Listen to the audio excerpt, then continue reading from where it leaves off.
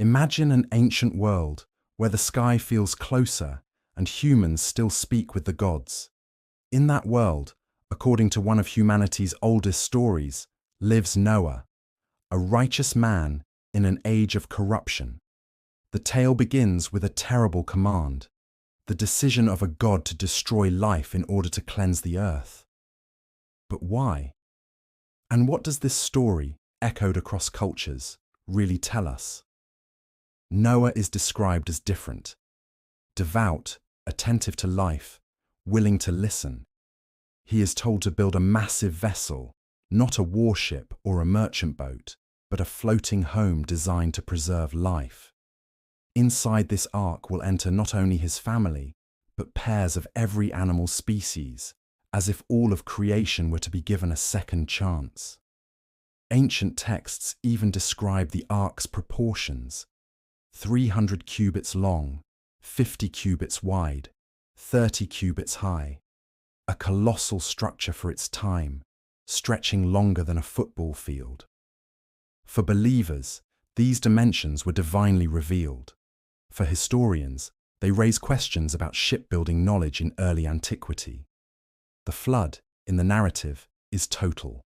Endless rain, springs bursting forth, seas uniting. The waters swallow cities, hills, and memories. It is not just a storm, but a cosmic reset, where chaos returns before order is restored. When the storm finally calms, the ark comes to rest on a mountain, in the Hebrew tradition, Mount Ararat. Noah releases a raven, then a dove, which returns with an olive branch, a sign that the earth still breathes.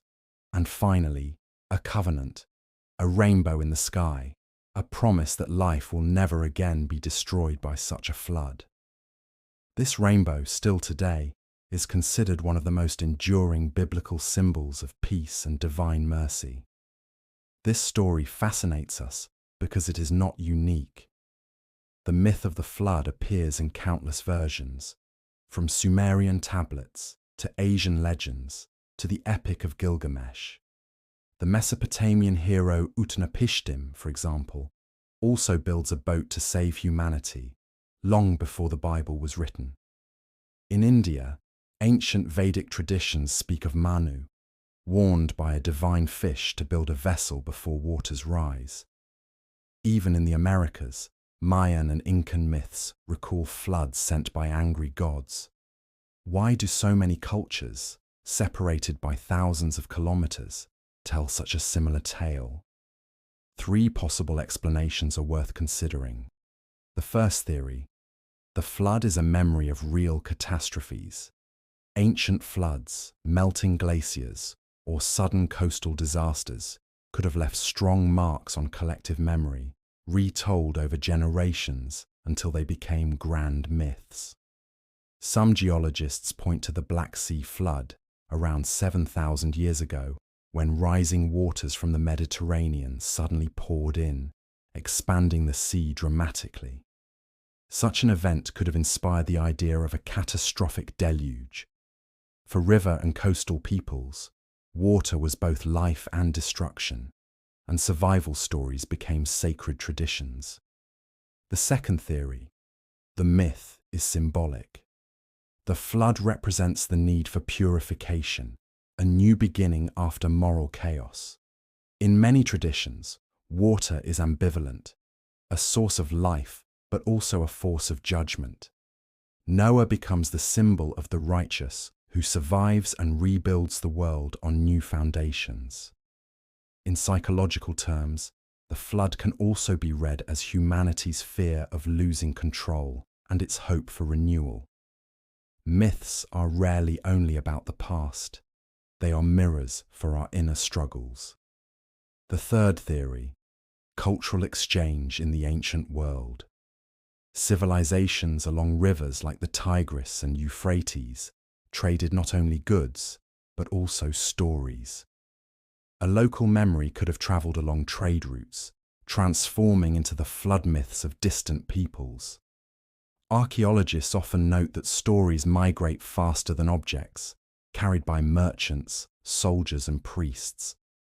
The universality of the flood myth might therefore reveal not only shared fears, but also shared networks of communication in the ancient world. And what about the Ark itself?